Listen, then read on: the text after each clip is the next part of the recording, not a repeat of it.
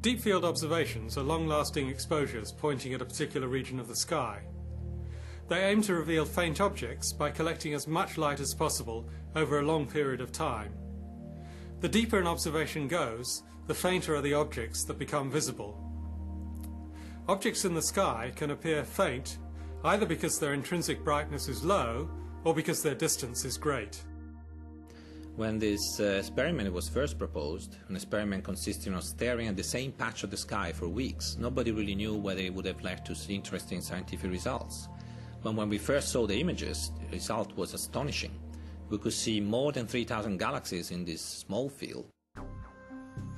The observed region of sky in Ursa Major, the Big Dipper, was carefully selected to be as empty as possible, so that Hubble would look far beyond the stars of our own Milky Way and out past nearby galaxies. The thousands of galaxies observed in the first deep field were at various stages of evolution and were strung out along a corridor of billions of light years. This allowed astronomers to study the evolution of these objects through time, glimpsing different galaxies at different stages of their lives. After the first deep field, another long exposure was taken in the southern sky. Together, the Hubble Deep Field North and South gave astronomers peepholes to the ancient universe for the first time. Some of the objects viewed on the images were so dim that seeing them would be as difficult as discerning a flashlight on the moon from Earth. And we could definitely tell that the Hubble Deep Field has opened a new era in observational cosmology, transforming our view of the distant universe. The Hubble Deep Fields have caused a real revolution in modern astronomy. After the first deep field, almost all ground and space-based telescopes were pointed at the same area for long periods. Some of the most interesting results in astronomy have emerged from this fruitful synergy between instruments of different sizes, in different environments, and with sensitivity to different wavelengths. They gave us the first clear picture of the star formation history throughout the universe. Astonishingly, they showed that star formation peaked within the first few billion years of the universe's creation. At that time, stars were forming at over 10 times the rate they are today.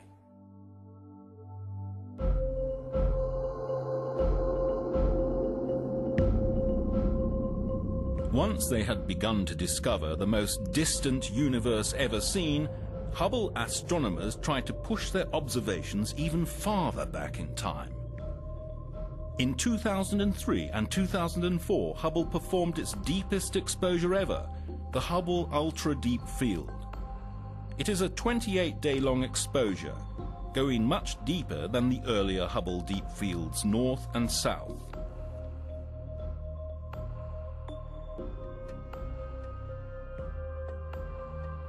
The Hubble Ultra Deep Field reveals the first galaxies to emerge from the so-called Dark Ages, the time shortly after the Big Bang when the first stars reheated the cold, dark universe. Just after the Big Bang, in the newborn, fast-expanding universe, before the era of the stars and galaxies, the distribution of matter was fairly smooth. As time went on, the king of all forces, gravity, started acting. Slowly, but steadily.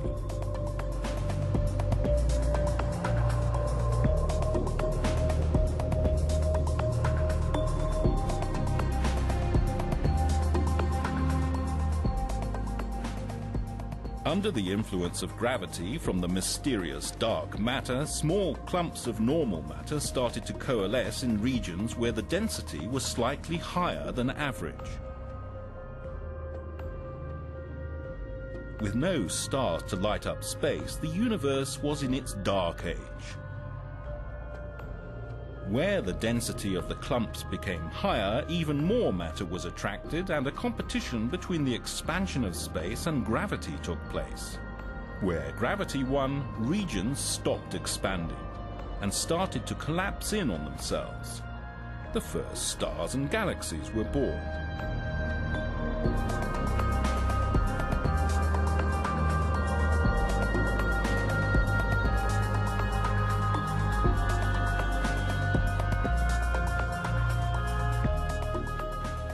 Where the matter density was highest, at the intersections between the large web-like structures of matter, the largest structures we know were formed clusters of galaxies.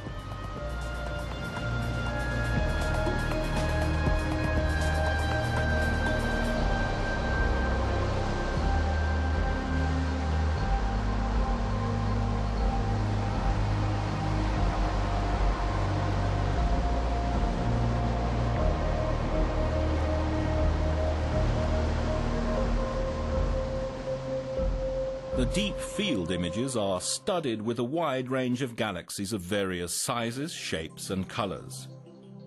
Astronomers will spend years studying the myriad shapes of the galaxies in this image to understand how they formed and have evolved since the Big Bang. In vibrant contrast to the image's rich harvest of classic spiral and elliptical galaxies, there is also a zoo of oddball galaxies littering the field. Some look like toothpicks, others like links on a bracelet. A few appear to be interacting with each other. Their strange shapes are a far cry from the majestic spiral and elliptical galaxies we see today. These oddball galaxies chronicle a period when the universe was more chaotic, when order and structure were just beginning to emerge. One of the great things about Hubble is that there are many instruments on board that can make different observations at the same time. The Hubble Ultra Deep Field is actually two separate images taken by two instruments, Hubble's ACS camera and the NICMOS instrument.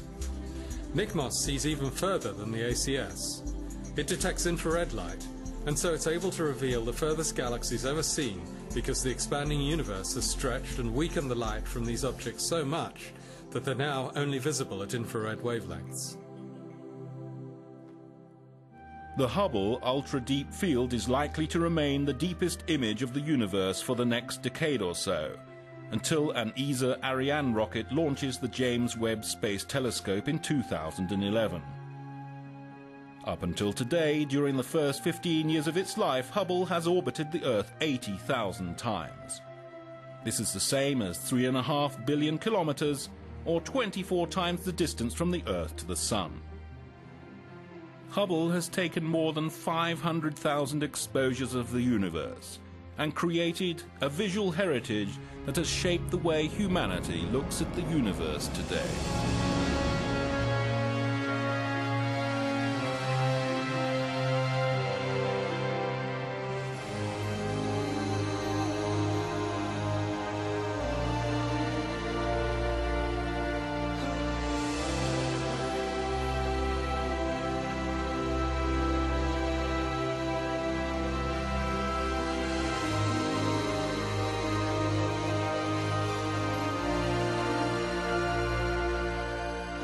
But Hubble's perhaps greatest legacy has been to open our eyes to the incredible beauty of nature, not only out there in the depths of cosmos, but also everywhere around us in our daily lives. And it's nowhere finished yet.